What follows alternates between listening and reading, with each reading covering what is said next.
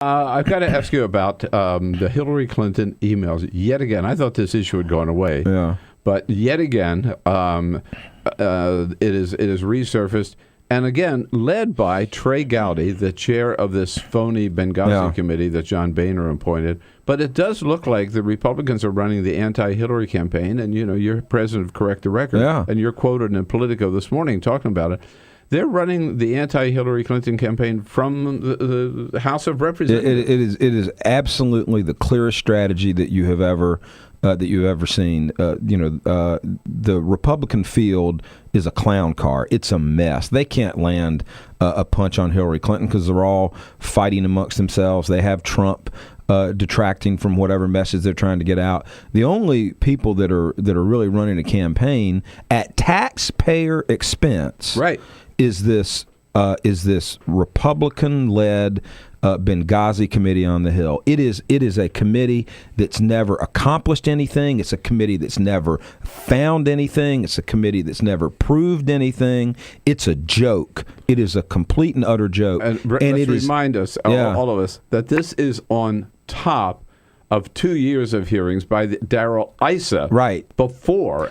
Darrell Issa, and then remember, the House Intelligence Committee at the end of the last Congress put out a report exonerating everybody. Yes. The president, the State Department, Hillary Clinton, all this BS about stand-down orders and all of the things that people had alleged never occurred. But now Trey Gowdy is continuing this committee that had run out of steam, talking about Hillary Clinton's email practices that were allowed, that were permitted, that were legal. Look, I understand the press doesn't like them because the press wants a 100% transparency into everything. Well, there's never 100% transparency into the emails of public officials or secretaries. I mean, this is one way to look at it. She turned over 55,000 pages of emails. Colin Powell, who helped take this country to a phony war in Iraq, who went and testified at the UN about WMDs that didn't exist, never turned over one email, not one, ever. And he used private email when he was Secretary of State, and no one has ever seen one of his emails.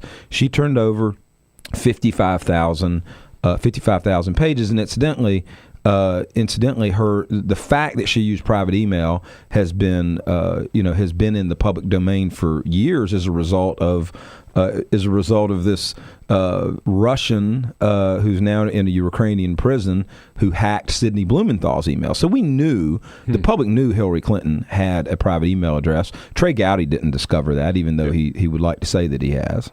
Well, and I don't know where this thing is going, but more hearings? Is they're subpoena her to testify? They're talking about. Well, that's another thing.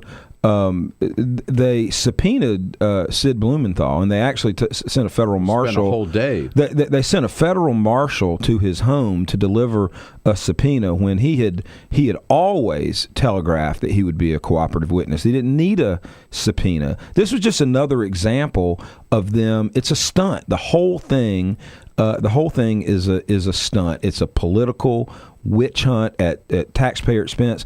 And look, here's what people need to remember. This was what Republicans did during the 90s. They spent Whitewater, Travelgate, the Lewinsky. The Republican Congress spent 8 years using taxpayer money to try to bring down Bill Clinton politically. One of the lessons of that was it didn't work. Right. It didn't work. And they ought to know that this is not going to work. It's not going to work. Right. It's not going to work. Trey Gowdy's a joke. But he's there, and he'll continue to sort things up. I'll tell you who's doing a good job, I think, is the congressman from Elijah Cummings. Oh my gosh, he's from Maryland. He's been absolutely dead on. And the thing that I like about it, is that he doesn't allow any misrepresentation or factual or lie from Trey Gowdy or the majority of that committee to go unchallenged. He's in the press every single day fighting back. Right.